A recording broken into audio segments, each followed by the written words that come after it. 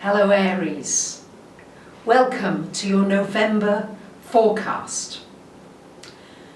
The biggest news this month is that Neptune goes direct on the 20th of this month, giving you an opportunity really to come out of a fog, out of a confusion, to be able to release, to let go and to move on. So let's break down this month into its bite-sized pieces.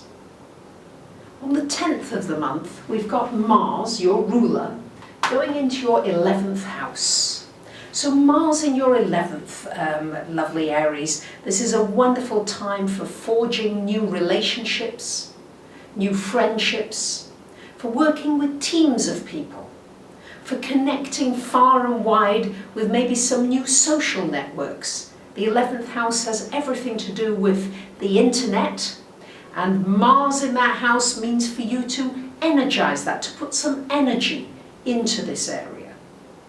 It's also a good time to put some energy into your dreams, your wishes. What is it that you want for yourself this month and the coming year, because we're coming to the end of the year and into a new year, and this is a 1 year that we're coming up to, and 1 would certainly signify the energy of Aries. So a lot of opportunity for some new beginnings for you, Aries. On the 12th of the month, we've got Venus coming into your 10th house, joining Pluto there, especially by the end of the month, these two are very close. So this could be some good news connected with your work.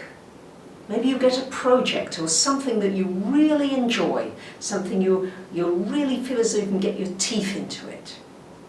It's an important time to be looking when Venus comes into this 10th house at how much enjoyment you're getting from your work. And how could you bring some more pleasure and more joy and more harmony into your workplace generally. It's about softening things. Maybe a relationship that's been difficult can soften, can get easier now with Venus in that 10th house. On the 13th of the month, we've got Mercury coming into your 9th house, joining Saturn there. So Mercury into the 9th, this is a wonderful time for thinking about international connections, maybe even learning a new language. It would be a good time for any kind of learning, higher learning. Anything that takes you maybe into something spiritual, or you might be writing. This is the house of publishing, writing a book, getting information out there far and wide. On the 14th of the month, we've got a full moon happening in Taurus in your 2nd house here. And so this 2nd house, a full moon there, that's shining a light on your finances, Aries. So this could be something coming to fruition. It could be some money coming to you. It could also mean a project that you've been working on for a while completes, or you see the way forward with a particular financial situation. It could also draw your attention maybe to some changes that you need to make with your finances. Because when it's a full moon, it's shining a light on that area of your life.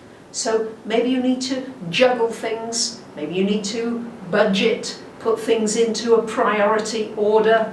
Maybe you just need to change your way of thinking about finance in order to create more of a flow that you're looking for. And on the 20th of the month, we do have this Neptune going direct. So Neptune going stationary direct, it's an opportunity really to look at what gives you purpose. Yes, what makes you feel light and free? What gives you peace rather than feeling confused? It's time to let go of anger towards anybody. Time to let go of grudges. Time also to let go of a career that feels wrong, that feels as though it's suffocating you. And time once again to get in touch with your dreams, to really maybe reevaluate what your dreams are, with it being in your 12th house, to really look at your dreams and see what the underlying messages are in your dreams. And on the 22nd of the month, we've got the sun coming into your 9th house, shining a light on this 9th house for you. Maybe you're going to plan a trip. You might go somewhere you've not been to before. You might decide to go on a course, learn something that takes you maybe into more of a spiritual direction.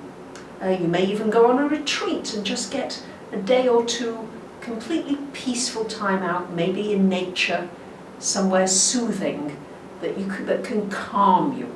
Because sometimes, Aries, you are just going, going, going. And that energy will help you to slow a little if you allow it. Because on the 29th of the month, we've got a new moon happening here in this 9th house. New beginnings for you in your thinking patterns. How are you seeing the world? Can you loosen up with some of your opinions, some of your judgments? Maybe just say to yourself, you know what, this really doesn't matter as much as I thought it did. Maybe I can let go of some things. Aries, it's about choosing your battles wisely. Do you really need to go into battle? Or can you let something just go and fly away and be freer and be lighter?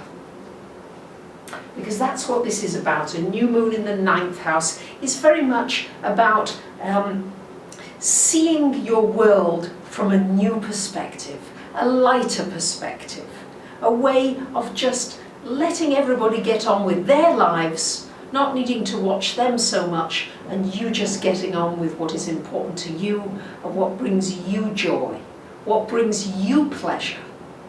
And that's what this new beginning in the 9th house is all about. And you may decide to go back to school, to study for a brand new career. There may be a new beginning happening in a legal situation that's been going on for a while.